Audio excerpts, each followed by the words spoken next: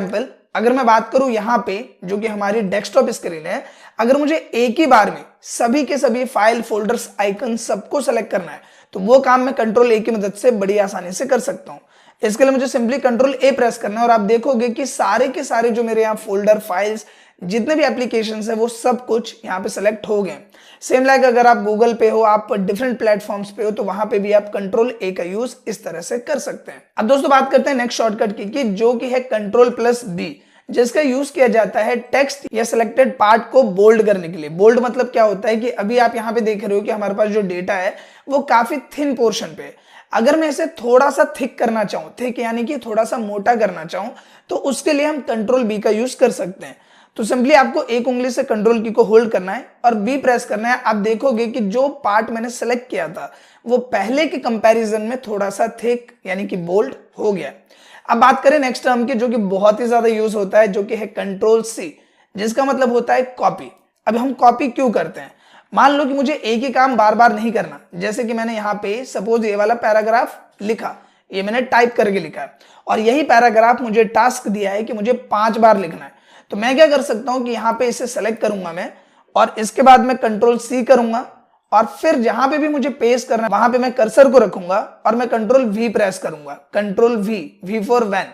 तो control C से होता है कॉपी और कंट्रोल वी से होता है पेस्ट। आसान भाषा में ये कहूं कि अगर आपको किसी भी चीज की नकल बनानी है तो इसके लिए हम कंट्रोल सी का यूज करते हैं। सेम लाइक आप यहाँ पे देख पा रहे हैं कि मेरे पास एक फोल्डर है और इस फोल्डर का जो नाम है वो मैं चेंज कर देता हूं। मैं यहाँ पे लिख देता हूं मोहन।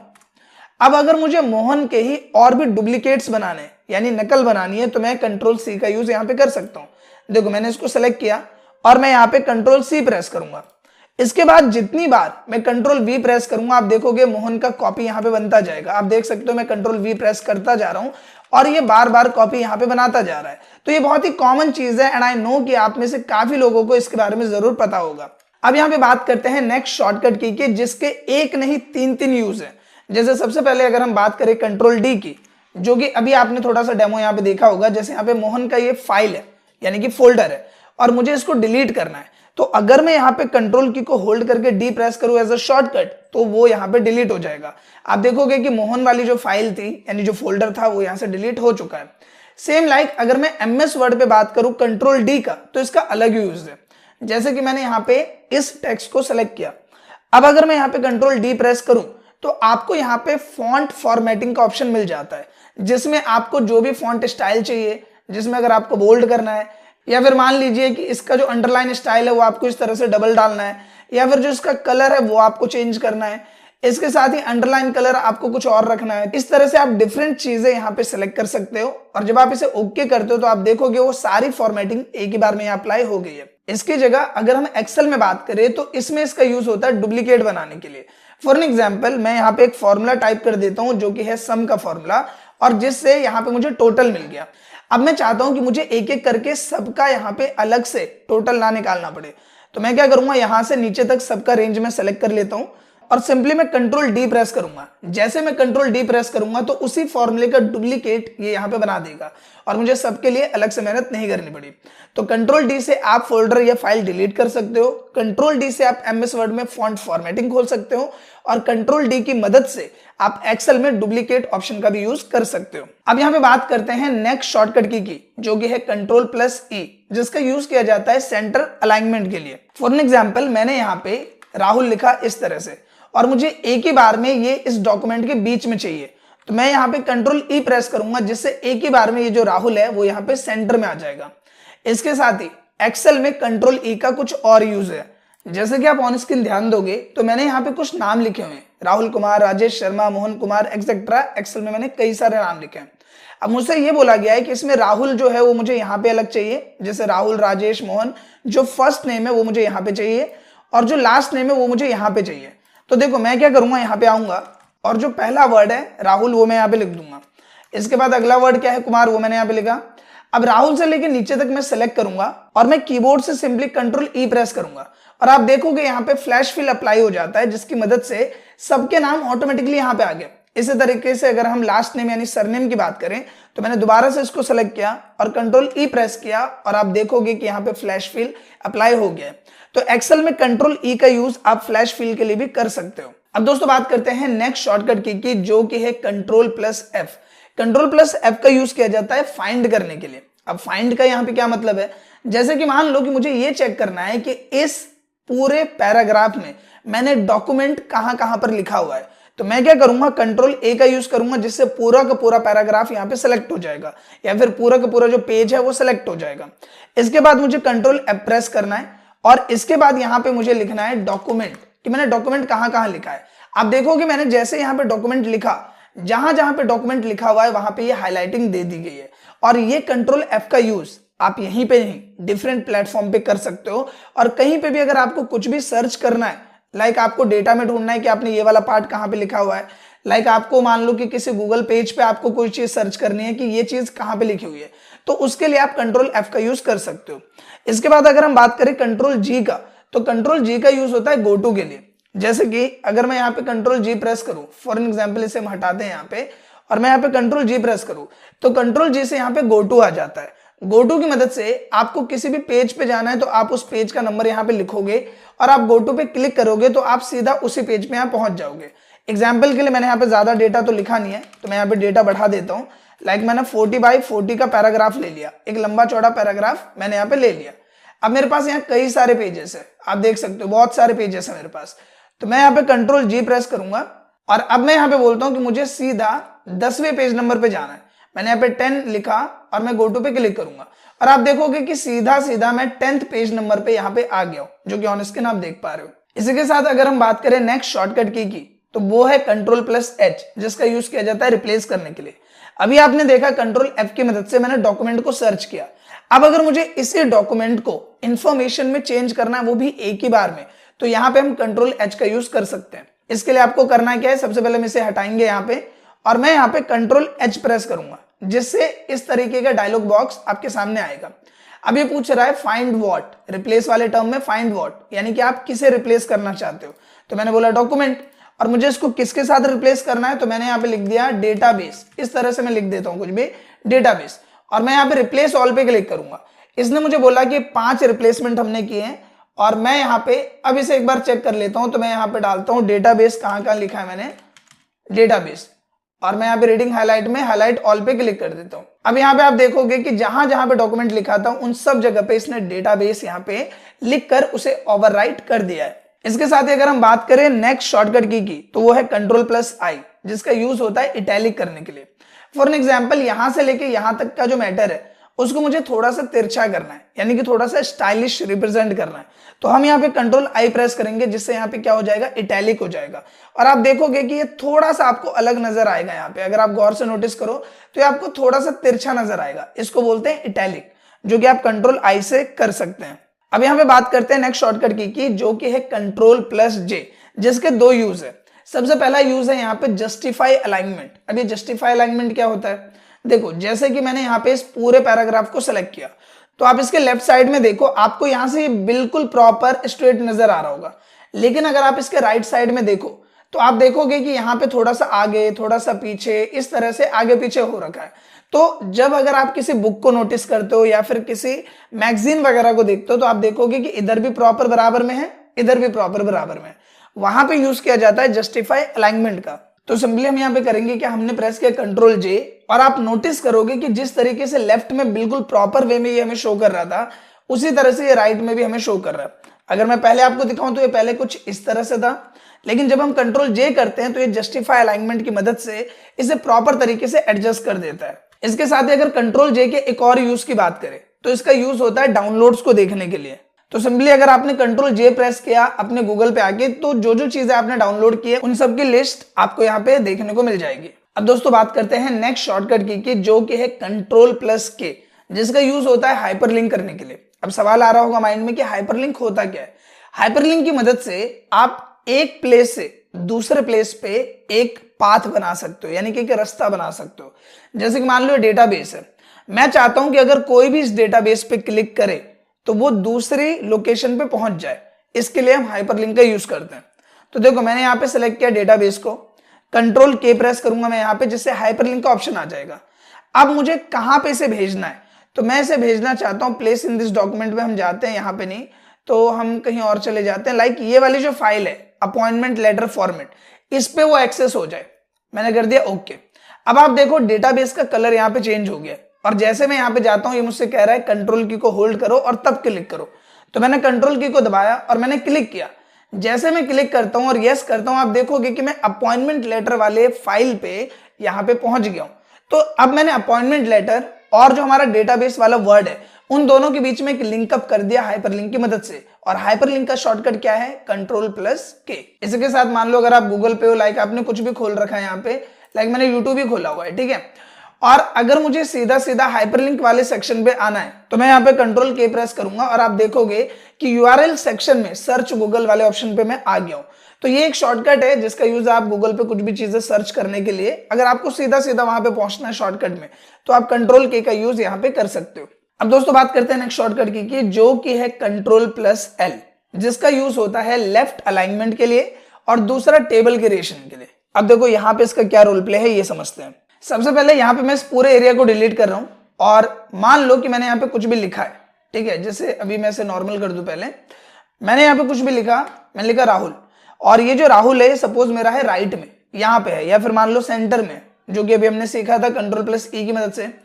अब अगर ये राहुल मुझे एक ही बार में लेफ्ट में चाहिए शॉर्टकट में, तो मैं यहाँ पे Ctrl+L प्रेस करूंगा और इससे ये लेफ्ट पोर्शन में आ जाएगा। दूसरा यहाँ पे एक टर्म और समझो, जब भी आप MS वर्ड में कोई पैराग्राफ लिखते हो, लाइक ये एक पैराग्राफ है हमारा, अब ये पैराग्राफ के अलग अलग अलाइनमेंट्स होते हैं। जैसे ये जो अलाइनमेंट आपको दिख रहा है ये है लेफ्ट अलाइनमेंट। अगर यहाँ पे मैं Ctrl+E प्रेस करूं तो यहाँ पे ये होता है सेंटर अलाइनमेंट, की सारी चीजें सेंटर से ही लिखना स्टार्ट करेगी। और अगर मैं यहाँ पे Ctrl+R प्रेस करूं तो ये होता है राइट अलाइनमेंट। आसान भाषा में आप ये समझिए कि यहाँ पे अगर मैं Ctrl+L प्रेस करता हूं तो यहाँ पे मैं जो भी लिखूंगा वो लेफ्ट से लिखना शुरू करेगा। अगर मैं यहाँ पे Ctrl+E प्रेस करूं, जिसका मतलब होता है सेंटर अलाइनमेंट, तो मैं जो भी लिखूंगा ये बीच में से लिखना स्टार्ट करेगा। और अगर मैं यहाँ पे Ctrl+R प्रेस कर दूं तो मैं जो भी लिखूंगा ये राइट हैंड साइड से लिखना शुरू करेगा। तो अलाइनमेंट ये डिसाइड करता है कि आपका कर्सर किस वे में लिखेगा, लेफ्ट टू राइट लिखेगा या सेंटर से लिखेगा या राइट टू लेफ्ट लिखेगा, तो ये डिपेंड करता है उस अलाइनमेंट पे। इसके साथ ही अगर हम एक्सेल में बात करें तो जैसे आप यहाँ पे एक डेटा देख पा रहे हो, अगर मुझे इसी डेटा को टेबल में कन्वर्ट करना है तो इसके लिए भी हम Ctrl+L का यूज कर सकते हैं। जैसे मैंने यहाँ पे इस डेटा को सिलेक्ट किया और मैं यहाँ पे प्रेस करूंगा Ctrl+L, तो आप देखो कि मुझे यहाँ पे डायलॉग बॉक्स मिल गया है क्रिएट टेबल का, और मैं यहाँ पे क्रिएट टेबल पे क्लिक करूंगा, ओके करूंगा और ये मेरा डेटा टेबल में कन्वर्ट हो जाएगा, जो कि ऑन स्क्रीन आप देख पा रहे हो। हम इसे पहले जैसा कर देते हैं। अब इसके बाद हम बात करते हैं Ctrl+M का क्या यूज है। Ctrl+M का यूज होता है इंक्रीज इंडेंट के लिए। फॉर एन एग्जाम्पल, जैसे यहाँ पे मैंने एक पैराग्राफ लिख दिया, लाइक ये हमने एक पैराग्राफ लिखा, ठीक है, मैं इसे छोटा कर लेता हूँ, टेक्स्ट को भी छोटा कर लेते हैं, कुछ ज्यादा ही बड़ा कर दिया मैंने यहाँ पे। अब यहाँ पे देखो एक पॉइंट को समझना, ऊपर में आपको एक रूलर दिख रहा है, ये जहां पे आपको 1 2 3 छोटे छोटे नजर आ रहे होंगे, तो ये क्या है? ये हमारा रूलर है। आई होप कि आप नोटिस कर पा रहे होंगे ये वाला। तो यहाँ पे जो ये वाला पोर्शन आपको दिख रहा है इसको बोलते हैं इंडेंट। क्या बोलते हैं इसको? इंडेंट। ये होता है लेफ्ट इंडेंट और ये होता है राइट इंडेंट। अब यहाँ पे जहां पे ये इंडेंट है वहीं से लिखना शुरू करेगा।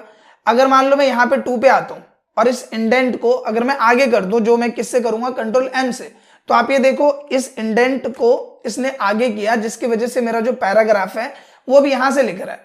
सेम लाइक अगर मुझे यही चीज यहां पे भी करनी है तो मैं यहाँ पे Ctrl+M प्रेस करूंगा और आप देखोगे कि ये जो इंडेंट है ये आगे बढ़ जाएगा और इसकी वजह से मेरा पैराग्राफ यहां से लिखना स्टार्ट करेगा। तो अगर आपको इंडेंट को मैनेज करना है शॉर्टकट में तो उसके लिए हम Ctrl+M का यूज करते हैं। Ctrl+M का मतलब होता है इंक्रीज इंडेंट। शॉर्टकट जो हम यहाँ पे यूज कर रहे हैं Ctrl+M, वो किसके लिए है? इंक्रीज इंडेंट के लिए। इसी को अगर आपको पीछे लेके आना है तो आप कंट्रोल के साथ शिफ्ट को भी होल्ड करो, कंट्रोल शिफ्ट दोनों को दबा के रखो और M प्रेस करो तो ये वापस आ जाएगा। ठीक है, आई होप कि इतना पॉइंट आपको क्लियर हो गया होगा। तो यहाँ पे कंट्रोल शिफ्ट M आप करोगे तो ये वापस आ जाएगा। इसके साथ मान लो कि अगर आपने इसे काफी आगे कर रखा है, लाइक इस तरह से, आपको एक ही बार में पूरा इंडेंटेशन नॉर्मल करना है। इंडेंटेशन को क्या करना है? नॉर्मल करना है। तो Ctrl+Q प्रेस कर दो। जैसे आप Ctrl+Q प्रेस करोगे तो आपका इंडेंट पोजीशन नॉर्मल प्लेस पे आ जाएगा। आई होप कि इतना पॉइंट आपको क्लियर हो गया होगा। आगे बढ़ते हैं नेक्स्ट टर्म की, जो कि है Ctrl+N, जिसका यूज आई नो कि आप सबको पता होगा। जो कि है नया फाइल लेने के लिए, या फिर हम बात करें किसी भी प्लेस पे नई शीट लेने के लिए, नया वर्कबुक लेने के लिए, या फिर नई स्लाइड लेने के लिए। तो कंट्रोल एन का सीधा मतलब है कि अगर आपको नए डॉक्यूमेंट, नए पेज, नए स्लाइड या फिर नए वर्कबुक पे जाना है तो उसके लिए हम कंट्रोल एन का यूज करते हैं। आई होप कि इसके बारे में आपको पहले से ही पता होगा। बात करें कंट्रोल ओ का क्या यूज है, तो जैसे कि ये मेरी जो फाइल है वो बिल्कुल खाली है, मुझे यहाँ पे कोई सेव्ड फाइल को खोलना है, तो मैं कंट्रोल ओ प्रेस करूंगा। कंट्रोल ओ से जितनी भी मेरी फाइल जो मैंने सेव कर रखी है उसका एक लोकेशन पाथ मुझे यहाँ पे मिल जाएगा। तो जो भी फाइल मुझे खोलनी है, लाइक मुझे यूनिट 1 खोलना है, तो मैं डबल टैप करूंगा और यूनिट 1 वाली जो फाइल है वो यहाँ पे खुल जाएगी कुछ इस तरह से। तो कंट्रोल ओ का यूज किया जाता है फाइल को ओपन करने के लिए, फाइल या फोल्डर ओपन करने के लिए। इसके बाद बात करें कंट्रोल पी, जो कि one of the common term है, यूज होता है प्रिंट के लिए। अगर मुझे इसी को प्रिंट करना है तो मैं कंट्रोल पी प्रेस करूंगा तो यहाँ पे प्रिंट का ऑप्शन आ जाएगा। सेम लाइक अगर आप गूगल पे भी हो, आपको कंट्रोल पी प्रेस करना है, आप प्रिंट कर सकते हो। कंट्रोल क्यू का यूज मैंने अभी आपको बताया कि अगर ये जो इंडेंट है, अगर आपने इसे आगे कर रखा है कुछ इस तरीके से, आपको एक ही बार में से नॉर्मल करना है, तो आप कंट्रोल क्यू प्रेस कर दो, आपका जो इंडेंट पोजीशन है वो नॉर्मल प्लेस पे आ जाएगा। बात करें राइट अलाइनमेंट की, तो थोड़ी देर पहले मैंने आपको बताया था कि अगर मैंने यहाँ पे कुछ भी लिखा है, लाइक मैं यहाँ पे लिख रहा हूँ राहुल, और मुझे ये बिल्कुल एक ही बार में राइट में चाहिए, तो मैं कंट्रोल आर प्रेस करूंगा तो इससे ये राइट अलाइनमेंट इस पे अप्लाई हो जाएगा और ये बिल्कुल राइट में यहाँ पे आ जाएगा। इसके साथ ही कंट्रोल आर का एक और यूज है जो कि है एक्सेल में। अभी एक्सेल में क्या यूज है, यहाँ पे आप बिल्कुल ध्यान देना, नहीं तो समझ में नहीं आएगा।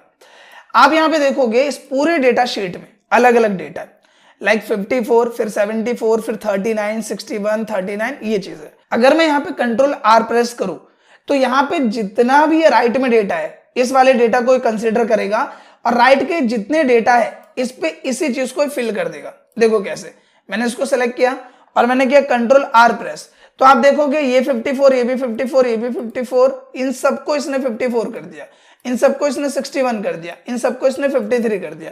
तो राइट फिल के लिए भी यूज किया जाता है कंट्रोल आर का, जिसमें राइट में जितना भी डेटा है वो लेफ्ट के रिस्पेक्ट में वो बिल्कुल कॉपीड हो जाता है, एज इट इज वैसा के वैसा ही ये पेस्ट हो जाएगा। इसके बाद बात करें नेक्स्ट शॉर्टकट की जो कि है control plus S, and I know कि इसका यूज आपको पता होगा, जो हम यूज करते हैं सेव करने के लिए। जैसे अगर मैं इसी वर्कबुक की बात करूं तो मैंने इसे सेव नहीं किया हुआ, यहाँ पे क्या लिख के आ रहा है, बुक 1। मैं कंट्रोल एस करूंगा तो यहाँ पे सेव दिस फाइल के लिए मुझे ऑप्शन मिल जाएगा। तो मैं यहाँ पे जिस भी लोकेशन पे से सेव करना चाहता हूँ वो लोकेशन में यहाँ पे सेलेक्ट करूंगा, यहाँ पे फाइल का नाम दूंगा, जैसे कि मान लो कि मैंने फाइल का नाम दे दिया प्रैक्टिस फाइल, इस तरह से मैंने नाम दे दिया और मैं सेव पे क्लिक करूंगा। तो अब आप यहाँ पे देखोगे कि मेरी इस एक्सेल फाइल को एक नाम मिल गया है जो कि है प्रैक्टिस फाइल, और अब ये सेव हो गया है। मैं जब भी चाहूं इसे खोलूंगा तो मुझे एज इट इज ये ऐसा ही मिलेगा। अब दोस्तों बात करते हैं नेक्स्ट शॉर्टकट की जिसके काफी सारे यूज है। सबसे पहले शुरुआत करते हैं एक्सेल में।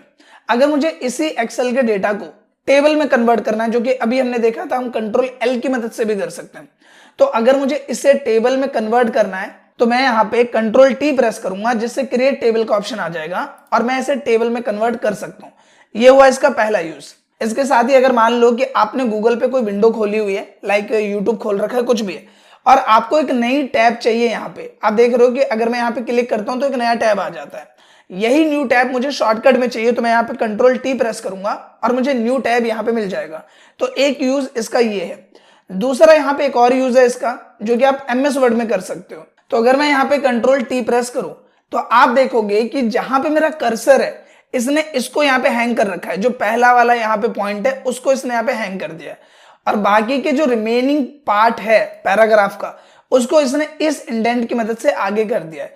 तो हैंगिंग इंडेंट में क्या होगा कि ये जो पहला वाला पिलर है ये रोक के रखेगा पहले वाले लाइन को, और ये जो नीचे वाला पिलर है ये बाकी के डेटा को आगे फॉरवर्ड कर देगा कुछ इस तरह से। अगर आपको नॉर्मल करना है तो कंट्रोल शिफ्ट को होल्ड करके आपको टी प्रेस करना है, ये पहले की तरह नॉर्मल हो जाएगा। इसके बाद अगर हम बात करें कंट्रोल प्लस यू की, तो इसका यूज किया जाता है डेटा को अंडरलाइन करने के लिए।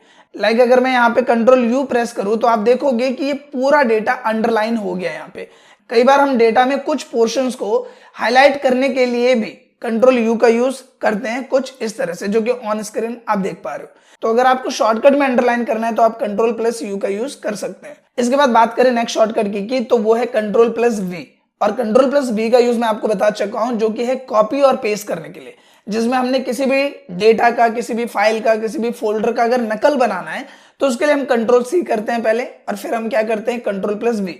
इसके साथ ही अगर बात करें नेक्स्ट शॉर्टकट की जो कि है Ctrl+X, उसकी मदद से आप किसी भी सिलेक्टेड पार्ट को कट कर सकते हो। जैसे कि मैंने इसको सेलेक्ट किया और मैं Ctrl+X प्रेस करूं तो ये यहाँ पे कट हो जाएगा। आई होप कि ये पॉइंट क्लियर हुआ होगा।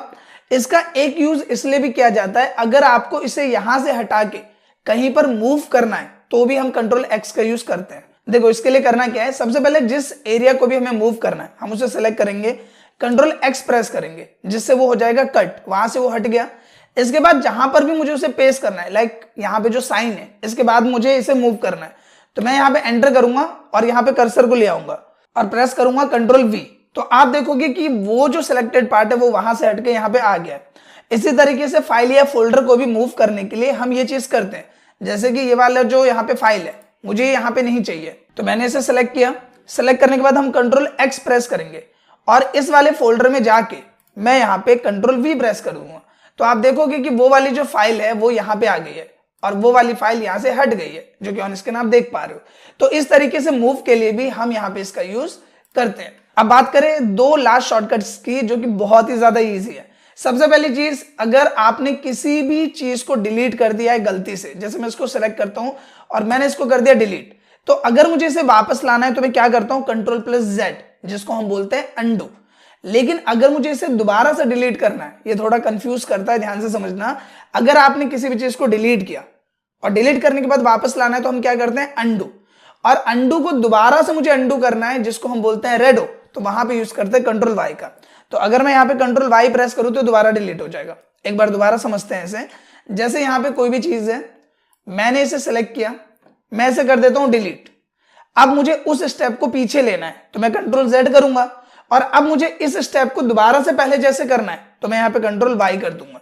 तो Ctrl+Z मतलब होता है अंडू और Ctrl+Y का मतलब होता है रेडो।